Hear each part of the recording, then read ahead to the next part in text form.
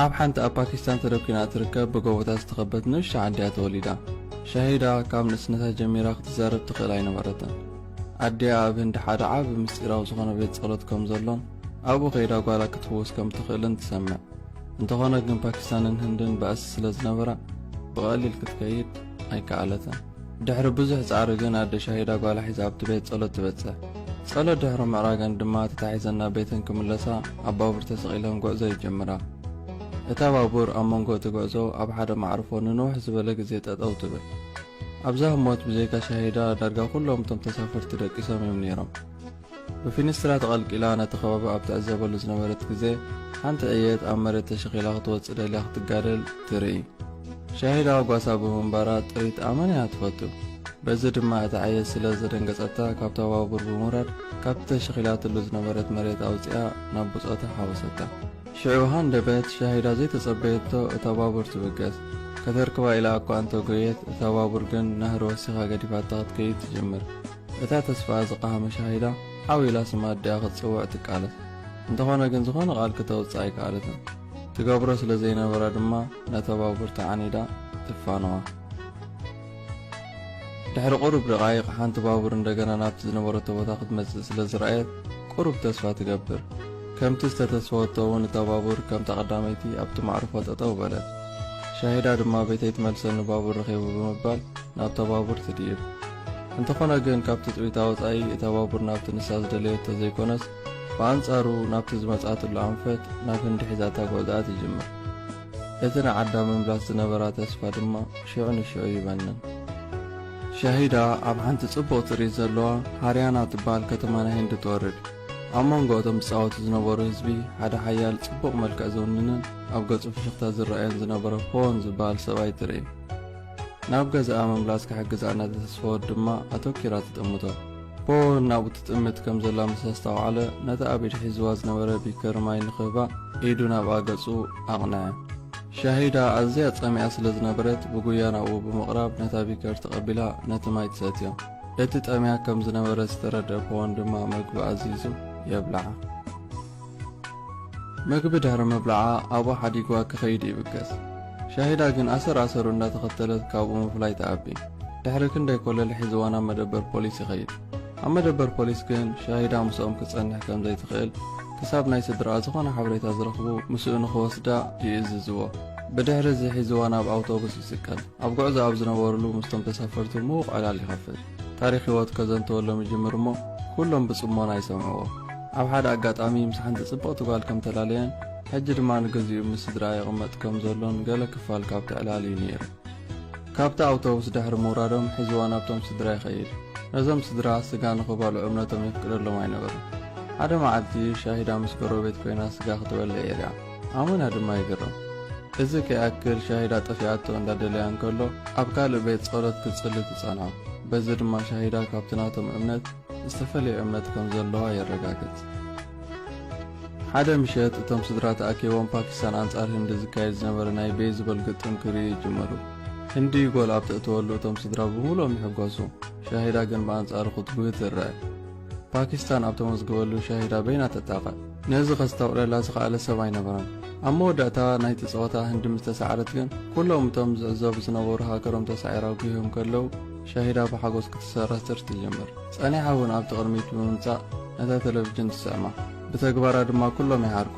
ብፍላይ እቲ ዋና ገዛ ኣመና ስለ ዝተቖጥዐ ከምዚ ዓይነት ቆልዓ ኣብ ገዛይ ክርኢ ኣይደልን እየ ብምባል የንጸርጽር።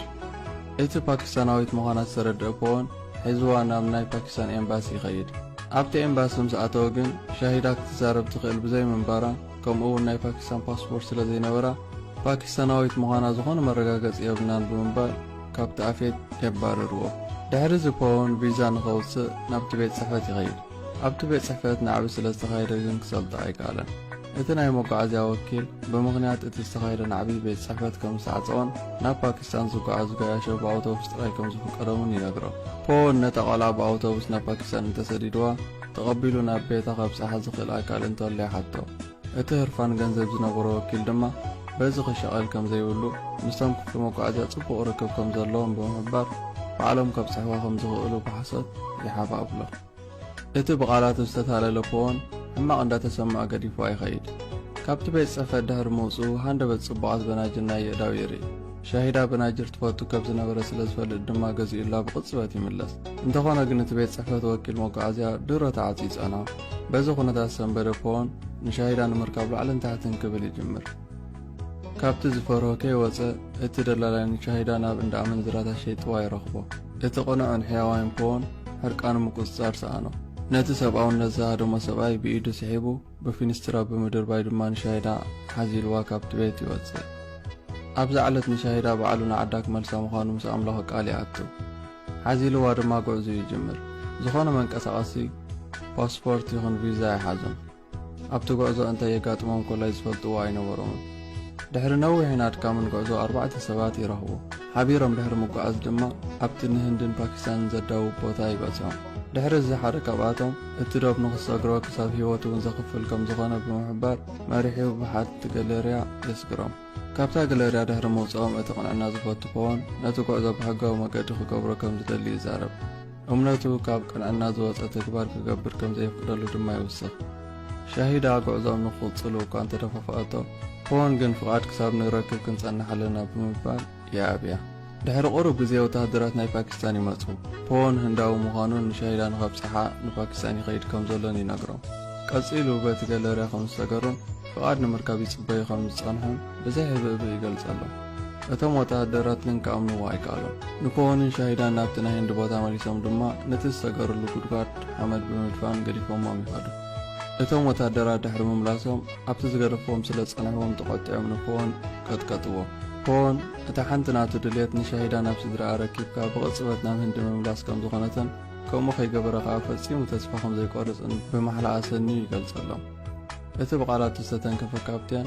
ድሕሪ 10 ደቂቃ ክምለሱ ከም ዝኾኑ ብምሕባር እንደገና ኣብቲ ከባቢ ከይጸንሕዎም የጠንቅቖም እንተኾነ ግን እቲ ቕንዕና ዓጢቑ ካብ ፍርህ ናጻ ኮይኑ ዝነበረ ፖን ፍቓድ ናይቲ ካፕቴን ከይረኸበ ናብ ዝኾነ ክንቀሳቐስ ኣይደልየን ኣብ መጨረሻ ድማ እቲ ካፕቴን ንሻሂዳ ሒዝዋ ንኽኣቱ يفقدالو ፖን ንስድራ ሻሂዳ ብቕልጡፍ ክረኽቦም ዝኽእል ይመስልዎ ነይሩ ነገር ግን ሃንደበት ፖሊስ ይረኽብዎ ህንዳዊ ብምዃኑን ፓስፖርት ስለ ዘይነበሮን ስልያ ክኸውን ኣለዎ ኢሎም ስለ ዝጠርጠሩ ናብ መደበር ፖሊስ ይወስድዎ ሓደ ጋዜጠኛ መጺኡ ድማ ይዘራርቦ ኣብቲ መደበር ፖሊስ ኣብ ዝነበሩሉ ሻሂዳ ሃንደበት ናይ ዓዳ ስእሊ ዝሓዘለት ዓውደ ኣዋርሕ ትርኢ ንፖን ድማ ተርእዮ ኣድራሻ ናይ ተቆልዓ ብምርካብ ብተስፋ ዝሰነቐ ፖን ሒዝዋ ካብቲ መደበር ፖሊስ ብምህዳም ናብቲ ኣብ ምብጋሳ ዝነበረት ኣውቶቡስ ይስቀሉ እቲ ነዚ ክገብሩ ዝረኣዮም ጋዜጠኛ ኮላይ ምስኦም ደየበ ፖን ነቲ ኣውቲስታ ነቲ ኣብቲ ካላንደር ዝነበረ ቦታ ይፈልጦ እንተኾይኑ ይውከሶ እቲ ኣውቲስታ ድማ ህንዳዊ ዲኻ ብምባል ይሓቶ ሻሂዳ ኣይኮንኩን ክብል እኳ እንተ ኣመልከተትሉ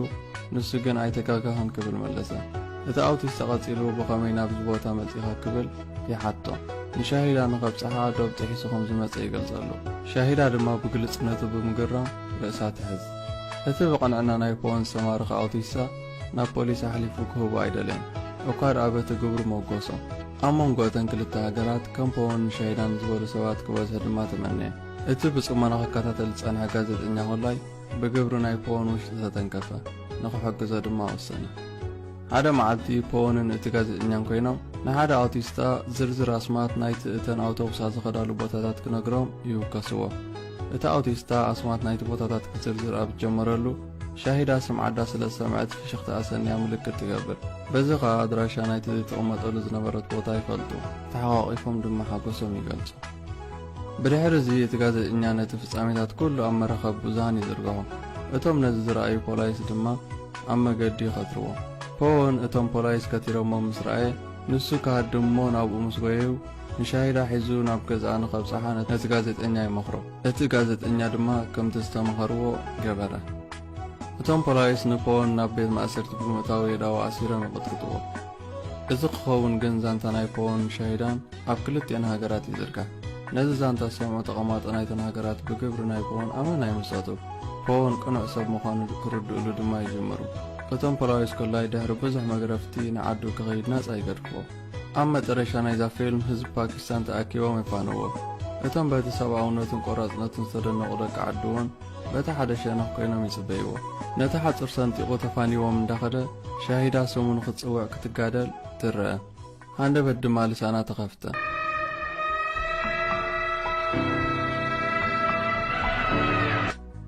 ፖን ነዝቡርት ድምጽ ሰሚዑ ድሕሪት ገጹ ግልጽ ምስ በለ ሻሂዳ ናብኡ ገጻ ክትቆይ ይረኣዮ እሞ ናብኣ ብምቕራብ ንላዕሊ ገጻ ይስብስባ እቶም ብክልተ ወገን ዝነበሩ ኣዛብ ናይዘን ክልተ ኣንጻር ሃገራት ድማ ብሓጎስ የንጨብጨቡ ሰብ ምዃን እቲ ምስ ሰባት ዘለካ ፍልይ ናይ ዓልየት ሕብሪ ቆርበት ሃይማኖትን ትነብረሉ ኣከባብን ብዘይገድስ ሰባት ብምዃኖም ጥራይ ከተፍቅሮምን ከተኽብሮምን ምኽኣል እዩ ሽሑ እኳ ብዙሓት ክፈላለዩና ዝኽእሉ ባእታታት እንተሃለዉ ሰብኣውነት እንተኣቐዲምና ግን ጽባቐና ኣብ ፍልላትና ምዃኑ ክንርዳእ ኣይንሽገርን ስለዚ ቅድሚ ኩሉ ፍቕርን ሰብኣውነትን ክንሰርዕ ይግባኣና እዛ ንሎሚ ሒዝናልኩም መፂና ዝነበርና ቪድዮ ነዚኣ ትመስል ገለ ነገር ተማሂርኩም ክትኮኑ እናተተስፈኹ ኣብ ቀጻሊ ብኻልእ ትሕዝቶ ክሳብ ንራኸብ ደሓን ቀኒ